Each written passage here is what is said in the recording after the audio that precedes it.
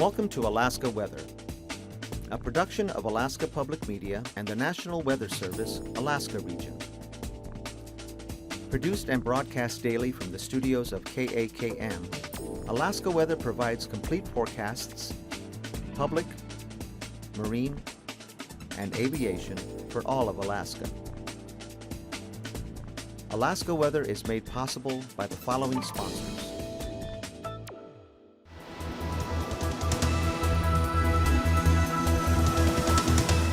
The National Weather Service. Good evening and welcome to Alaska Weather. I'm Sam Albanese from the National Weather Service. Today's weather around the state, we mainly saw a very wet day across much of south central Alaska. And also the system that brought that moisture in was associated with a trough that swung through the western interior and extended all the way on up to the Brooks Range. And portions of the Brooks Range got a couple of inches of snow above that 2,500 foot elevation. Yes, I did say snow. So the weather is definitely starting to change, seasonal change. Taking a look at fire danger, as you would expect, as wet as things have been, although the rain has not quite gotten into the Copper River Basin and also this eastern portion of the Alaska Range. By tomorrow, this should change significantly as we are expecting a lot of rain to move into the Copper River Basin and numerous showers into that eastern portion of the Alaska Range. So right now, fire danger is high in a small area in the Copper River Basin as well as on the lee side of the Alaska Range, the eastern Alaska Range.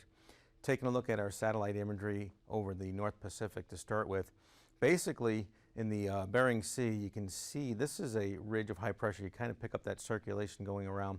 There's been a pretty dominant high pressure system over the Bering Sea that's been holding the lows and the fronts to the extreme western Aleutians and western Bering Sea to the Kamchatka Peninsula.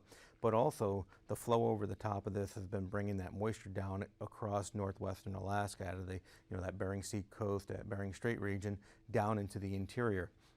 And as we'll see when we get into our Gulf of Alaska, the satellite imagery, the GOES imagery over the state of Alaska, this is that moisture that's coming streaming down across from basically the Russian Far East and the Arctic.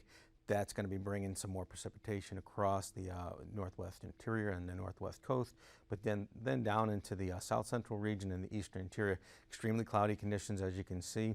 Same thing with southeast Alaska. We'll put that loop in motion one more time. This low was bringing ample precipitation, moisture right on up into southeast Alaska that kept the rain spreading to the north. Then across the south central region, you can see here's the back edge of that cold front that was swinging through. That produced some pretty good precipitation amounts across the Anchorage area up into the Mat-Su Valley from a half inch to an inch over some areas. It was rather erratic how much fell in any particular area. And the rain was continuing through the day today into the late afternoon hours before I got here.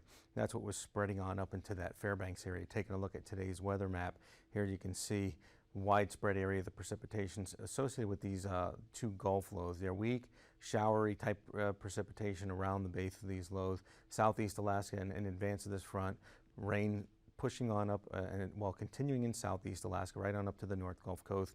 We had rain falling across the Prince William Sound area and the Kenai Peninsula across the south central region. Low pressure over that eastern interior was resulting in showers or rain over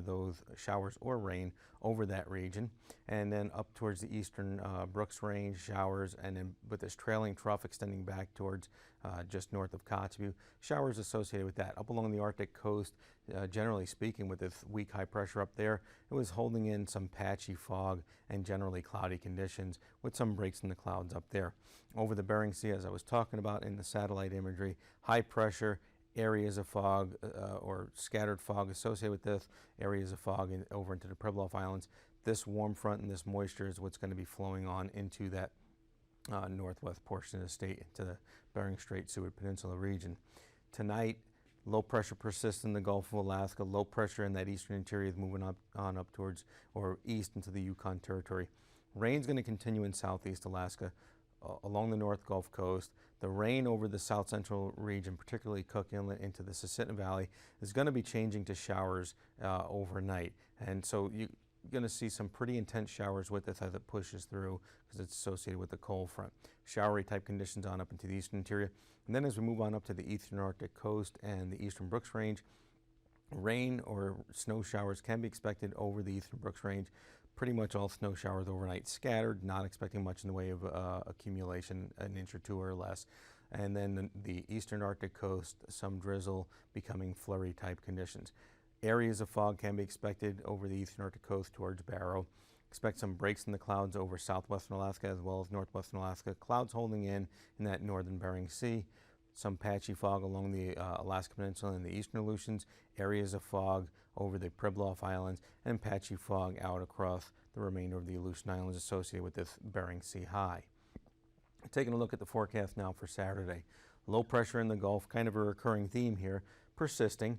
Rain in southeast Alaska is going to persist, may even become a little bit showery, but pretty much expect rain on and off all day in southeast Alaska. The rain in Prince William Sound, that North Gulf Coast region, should be changing over to showers. Same thing for the Copper River Basin. Expect pretty much rain overnight, showery type conditions through the day tomorrow as this trough kind of trails on out of there and the low moves off to the east. Showery conditions over the eastern interior, and then some rain and snow showers in the morning up along the Eastern Brooks Range and even possibly along that eastern Arctic coast. Areas of fog are going to persist in the morning hours over towards Barrow and Dead Horse, becoming more patchy and just mostly cloudy conditions. Behind the front and the upper trough that's associated with all this, generally clearing conditions are what you can expect tomorrow over a significant portion of western Alaska right on up to the northwest Arctic coast. Cloudy conditions along the Bering Sea coast.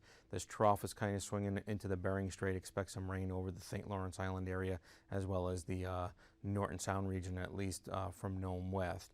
Areas of fog are going to persist in the Pribilof Islands. Cloudy conditions over the Alaska Peninsula with some patchy fog over the eastern Aleutians, extending right on out across the entirety of the Aleutian chain with areas of dense, possibly dense fog out towards Shemya.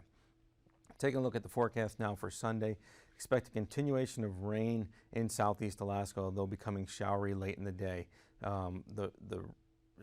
There's a chance of some showers over the south central region, Prince William Sound, into the Copper River Basin. Some scattered shower activity can be expected in that eastern interior.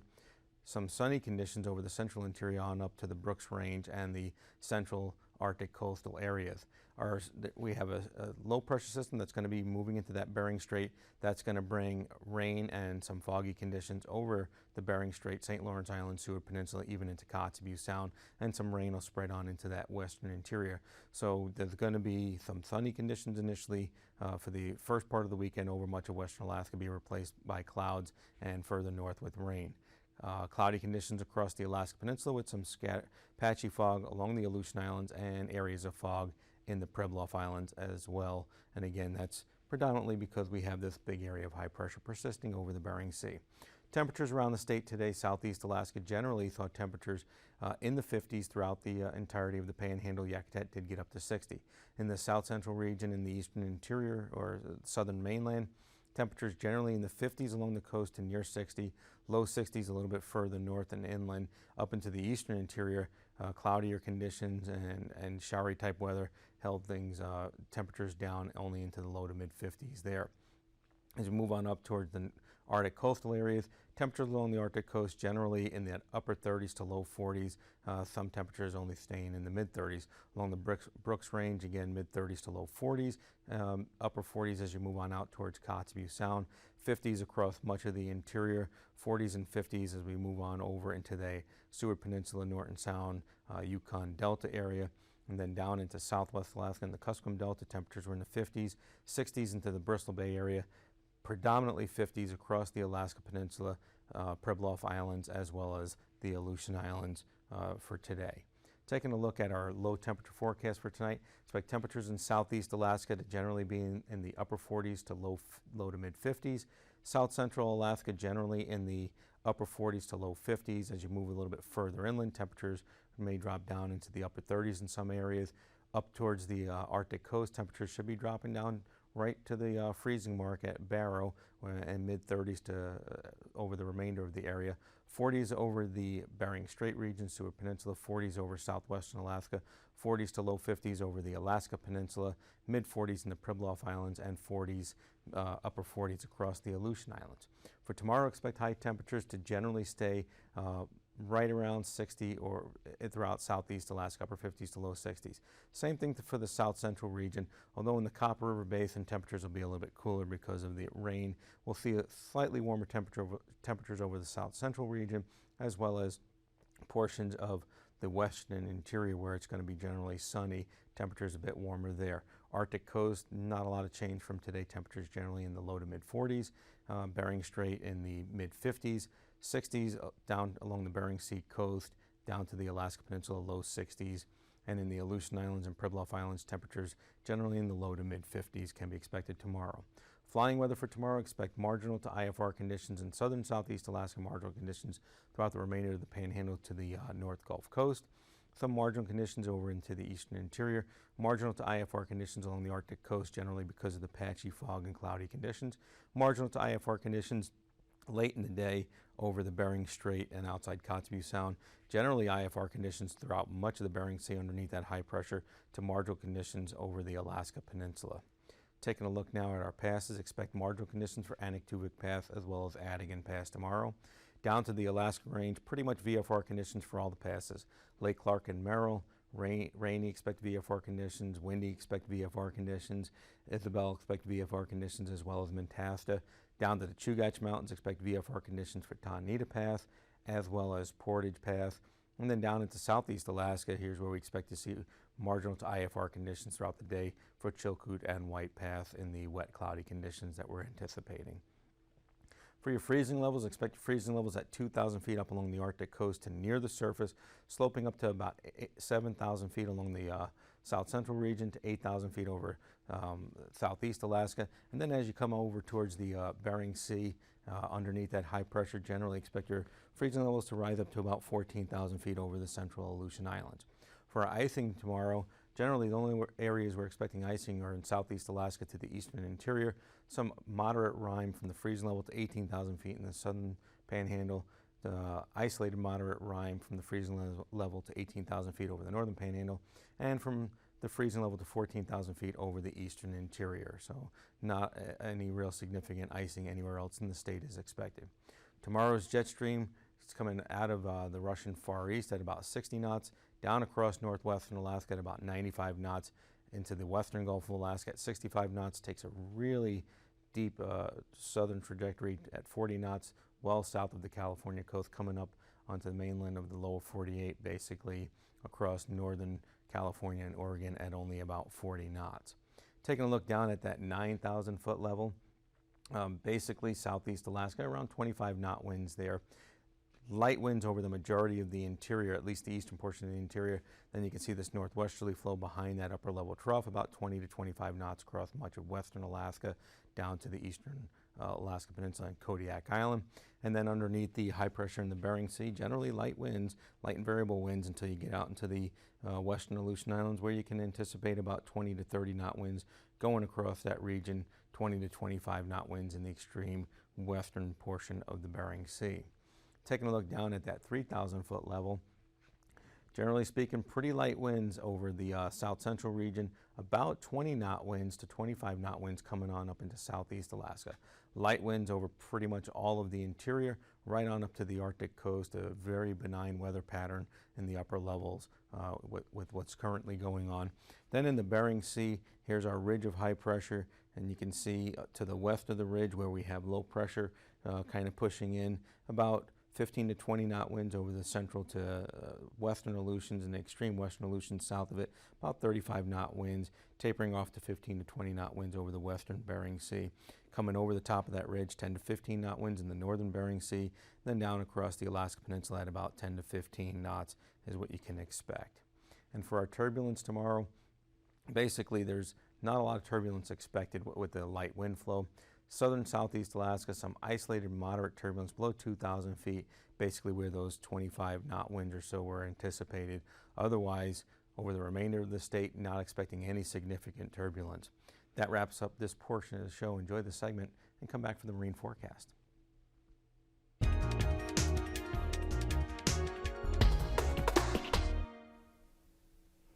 Good evening, everybody. I'm Mary O'Connor, Secretary of the Board of Directors for the Alaskan Aviation Safety Foundation, and in my day job, I manage the Aviation Safety Program at the National Institute for Occupational Safety and Health. This evening, we are pleased to welcome Cricket Renner with the Alaska Airshow Association. Thanks for being here, Cricket. Thanks for having me. We're very excited to hear about the lineup for this year's Arctic Thunder Open House. But first, can you give us a little bit of background on the Alaska Airshow Association? Certainly, the Alaska Airshow Association is a 501c3 nonprofit that supports the military in putting together the air show and open house, helps get sponsors to help provide some of the performers, as well as doing some other duties that are essential to put this whole big air show and open house together. So I know you were involved with organizing performers for Arctic Thunder 2 years ago, Right. as well as this year. What other types of activities has the association been involved with? The association does quite a few different things, ranging from helping scholarships with the aviation-minded youngsters, as well as this year we're doing, I believe it's 6 scholarships to the Kenai Space Camp. There'll be kids who go around during the air show will have an opportunity to sign up, have the pilots sign like a little passport, put their name in the drawing, and then we'll draw names for that. As well as last year was a big event for 2013 was the 100th anniversary of the first airplane flight in Alaska. The first airplane flight was July 3rd of 1913. So last year we organized a group of old airplanes to fly around the state to celebrate that event. Very cool. Yeah, that was. It was some unique opportunities to go to some interesting places. And this year you've been busy with organizing performers for tomorrow's Arctic Thunder Open House. That's right. That's right. We've had several performers ranging from some local warbirds that I participated in as well as we have a B-25 that we're sponsoring to come up from Seattle. We have the Airshow Association is also sponsoring a jet glider, which those two things normally don't go together, but we'll see how that that'll be pretty neat to see, as well as a skyrider. He's coming up as well. We also do other things like help with the sound equipment and some other activities there associated as well. Do you provide the MC for those events? I'm always impressed with those folks. No, we don't. The base picks their own for this one, and I don't know who this year's is, but I know we've had some good ones in the past, and that generally makes a pretty entertaining air show. Well, we'll look forward to it. Absolutely. The open house is this Saturday and Sunday at Joint Base Elmendorf-Richardson. What time should people plan on being there for the festivities? The gates open at 9 a.m. Look for further details about which gate it will be. I believe it's going to be the Boniface Gate to enter. There'll be an area you can park that they'll direct you to. I believe the flying is going to begin between 10 and 11 a.m. And then the Thunderbirds will be on as the last act around 3:30, and the gates will close at 5 p.m. And are there any recommendations for attending either day? Is one day better than the other for spectators? Go both days. Both days. I'm a big air show buff, so go both days, because you just never know. The performers will be doing the same performance both days, but sometimes it's slightly different based on the weather or the winds or the crowd that's around there. But yeah, go both days. And this is a family event, correct? Absolutely, absolutely. Families are welcome. I think the base is requesting to leave your pets at home, but everything else in the family is invited. So it's probably a good idea to bring hearing protection for the little ones. Absolutely. It does get very loud when some of the jet performers are flying, like when the F-22 does his demo. It'll be quite loud for a few minutes. Is there anything else that families should be prepared for or should bring? Sunscreen. Well, probably a standard for Alaska, bring sunscreen and warm clothes and umbrellas, because you don't know if it's going to be sunny and hot or cold and rainy, or some of both at the same time. Exactly. We can get both of those on the same day. Absolutely. Bring some money as well, because generally all the squadrons on the base will have, all the different units will have, be selling hot dogs and hamburgers and different types of food. So that'll be help support the units on the base, as well as provide some variety of food for you too. Sounds yummy. Yeah, it is. You mentioned leaving pets at home. Is there anything else that people should leave at home or know not to bring on base? I believe the base also requests you to not bring coolers and things like that on base, so they'll be able to have bottled water and cold drinks there. So things like that, they just asked for security reasons to leave at home. And as well as anything like, you know, good Alaskans carrying knives or weapons, obviously on the base, leave those at home as well. Sure. Yeah. Is there anything else that people should know before attending? No, just come with excited to see a wide variety of static displays and flying displays. So the U.S. Air Force's newest fighter F-22 will be there. The B-2 is going to be on a static display for the first time in Elmendorf. The C-17 will also be doing a demo, and of course wrap it up with the Thunderbirds. Also in there, there'll be some Army participation with a joint firepower demo. That's always unique, as well as all the civilian performers. It'll be a really neat combination of flying acts. Sounds like a lot of work to get this all organized. It is. The base a few years ago went to doing every other year for an air show, and a lot of that was because when they did it every year, literally the planning would start at the end of the air show to start the next year's. A lot of work to make something like this successful. It is. A lot of people put a lot of time in. Great. Well, thank you so much for being here, and thank you for this helpful information to help people have a great time this weekend. Thanks, Mary. Look forward to seeing you out there. We encourage our viewers to get out and experience some great aviation at Arctic Thunder, our open house this weekend. Please, if you plan on flying in the Anchorage Bowl this weekend, plan accordingly. Until next time, check NOTAMs for details on the temporary flight restrictions and fly safely.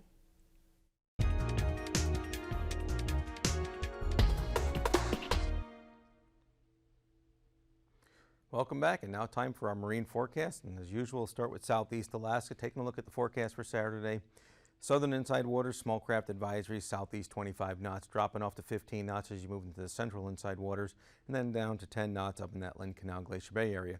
Southern outside waters to the central outside waters, southeast to east winds 25 knots.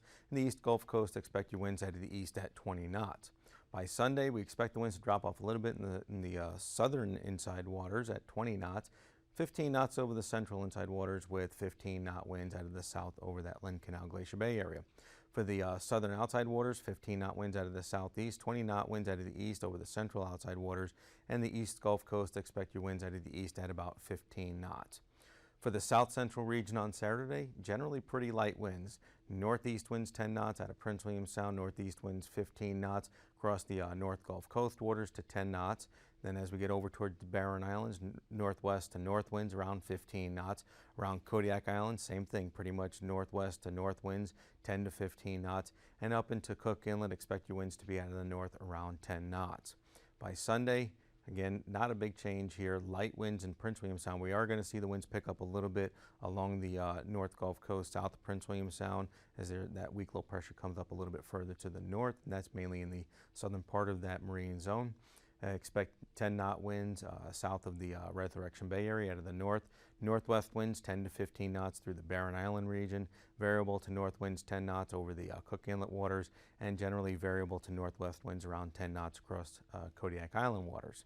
For the Alaska Peninsula on Saturday, expect northwest winds across the entire region, 20 knots south of the eastern Alaska Peninsula, 15 knots over the remainder of the area, including Bristol Bay. Taking a look at the area for Sunday, winds are going to remain pretty much northwest over the entire area and 15 knots over the entire area, including Bristol Bay. For our Aleutian Islands forecast for Saturday, expect northwest to north winds around 10 to 15 knots over the eastern Aleutian Islands over towards the Nikolsky area. Variable winds to 10 knots from the Atka to Adak area.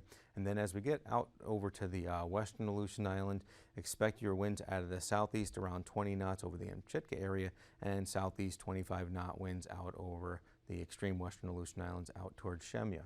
Taking a look at the forecast for Sunday, southeast winds 25 knots over the extreme western Aleutian Islands by Shemya, southeast 25 knots over that Amchitka area, and as we move on over towards the Adak region, southeast winds 15 to 20 knots over that area, 10 knot winds, variable 10 knots over the area just west of Nikolsky, and northwesterly winds around 15 knots over the eastern Aleutian Islands. For the Bering Sea coastal waters, expect pretty light winds on Saturday, at least right along the coast, 15 knots or less, variable outside of Hooper Bay, northwest 15 knots outside of Kuskokwim Bay, St. Lawrence Island region, south winds 15 knots, southwest winds around 20 knots over the St. Matthew Island region, with northwest winds 15 knots over the Pribilof Islands.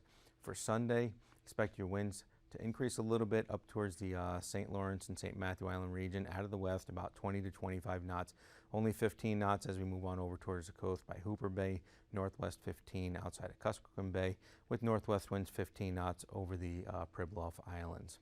For our Arctic coastal waters on Saturday, light and variable winds over the eastern Arctic coast. East winds around 10 to 15 knots as we come on over to Barrow and off of Point Ley. And then in the off Cape Liverburn, expect your winds out of the east at 15 knots. South winds 15 knots outside of Kotzebue Sound. By Sunday, those winds will increase to about 20 knots outside of Kotzebue Sound, east 20 off of Cape Lisburn, as well as off Point Ley to the Wainwright area. East winds 15 knots over towards Barrow, with east winds increasing to 20 knots over the eastern Arctic coastal waters north of Prudhoe Bay, as well as over by Kaktovik for Sunday. Now, for a quick recap, taking a look again at the forecast for tonight. Generally, pretty wet conditions can be expected over the south central region, especially the eastern interior. Rain across the Copper River Basin, numerous showers over the eastern interior. Rain persisting throughout southeast Alaska as this trough has continued to push towards the coast. Expect some generally clear conditions over southwestern Alaska, some cloudy conditions in that Norton Sound region and inland from there. Some clearer conditions over the northwest Arctic coast with areas of fog from Barrow to the east. Some flurries and drizzle over the eastern Arctic coast. Out in the Bering Sea with that area of high pressure persisting. Expect patchy fog across the Alaska Peninsula, eastern Aleutian Islands, across the remainder of the chain, with areas of fog over the Pribilof Islands and some showers just to the north of that region. Taking a look again at the forecast for Saturday. Rain throughout southeast Alaska is going to persist. The rain over the south central region and the eastern interior is going to be changing over to showers. Some rain and snow showers early on over the eastern Arctic coast. Areas of fog basically from Barrow east. Some clearer conditions across, sunny conditions across much of northwestern Alaska down to southwestern Alaska, including Kodiak Island, and some patchy fog out over the eastern Aleutian Islands and the Bering Sea. And that wraps up the show for this evening. Thank you for watching and have a good evening. These forecasts are to be used for planning purposes only. Call 1-800-WX-BRIEF for a formal pre-flight briefing. Always file a flight plan before you go flying. The U.S. Coast Guard Auxiliary urges you to leave a float plan with a friend or the harbor master before you go boating. Alaska Weather is made possible by the following sponsors.